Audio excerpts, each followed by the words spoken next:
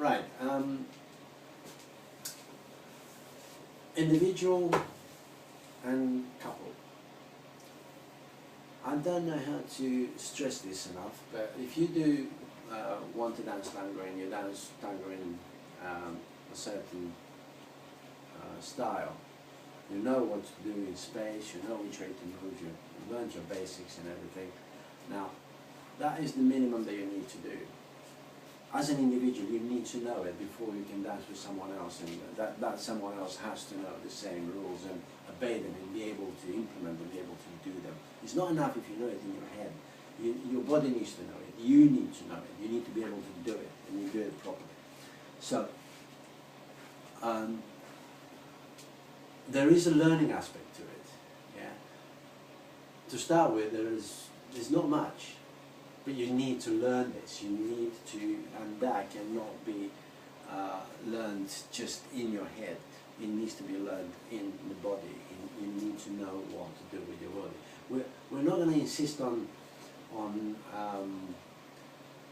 sort of having the best posture in the world and having absolutely everything perfect with all your technique in terms of body movement and body shape and dynamics sorted out. That will come in time, but at least you need to know the four elements which we teach in tango, and that is the dance in three directions, the side, the back, yeah, and the forward every single time, and touch your ankles. As you need to know that you do that. You need to know your embrace, how you hold your embrace, and we do only the open embrace to start with. The close embrace is a bit different. Yeah. You see, the size of my steps is like a normal size, about 30-40 centimeters, thereabouts, and I'm moving in the three directions. So once you know that for yourself and you're able to do that, it's almost like dancing with a chair. Well, yeah, you hold the chair in front of you and you dance like this, and that is your tango. Yeah? And the chair would be your partner that will have to move around you, as if the chair, well, forgive me the analogy, but that is the case. It has to be, imagine that if you dance with the chair in your hand and you want to turn that way, but the chair goes the other way. What you're going to do, you're going to go after it. So, ladies, I'm afraid that's what you're going to be. You're going to be a chair until you start having a dialogue with the man that carries you, yeah? Because it is possible, later on you will develop if you want to take the tango to a certain level, you will have a dialogue, but that dialogue has to be about something. At the beginning you only learn, let's just say 10 words. Can you have a conversation? Can you have a dialogue with 10 words? No. But you learn the feel of the language, you learn the basic words, and then you develop a vocabulary. Once you develop vocabulary, you will be able to have a conversation on the dance floor. Then you can have ideas.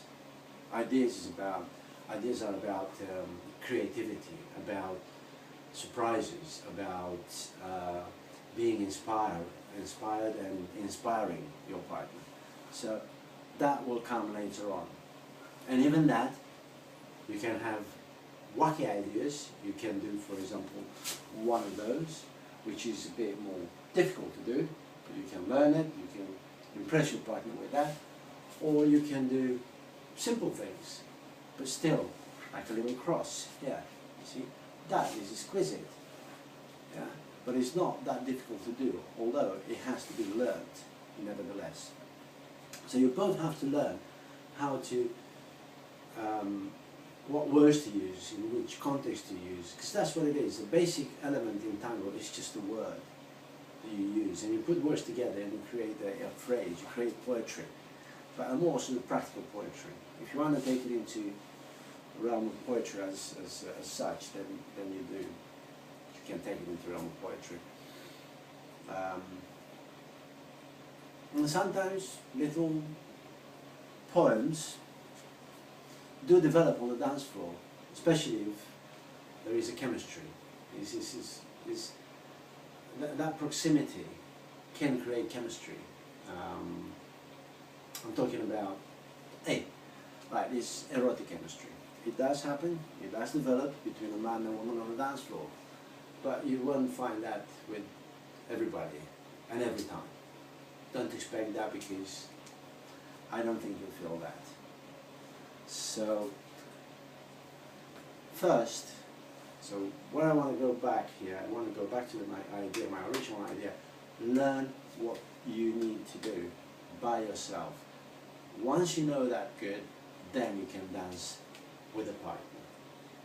And believe you me, it doesn't matter if you want to go dancing somewhere, if you do what you do, the simple words that you have learned, if you do them well, then anybody will dance with you and they will like dancing with you, because instead of going down and not having a nice posture and not knowing what you do, and you're hesitating and you're losing your balance and your posture, that's not very nice to have on a dance floor and dance with a partner with.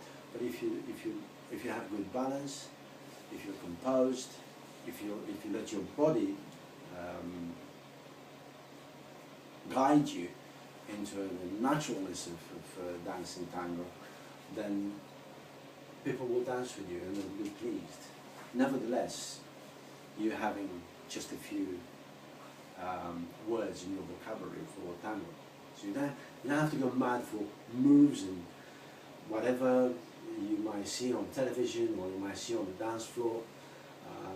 No, that's not what I say. Just do the simple stuff, do it well. Dance with whoever you want to dance, the simple stuff that you know, and gradually develop into learning other more complicated moves, and allow your body to be creative and to learn how to be creative. Good, that's it.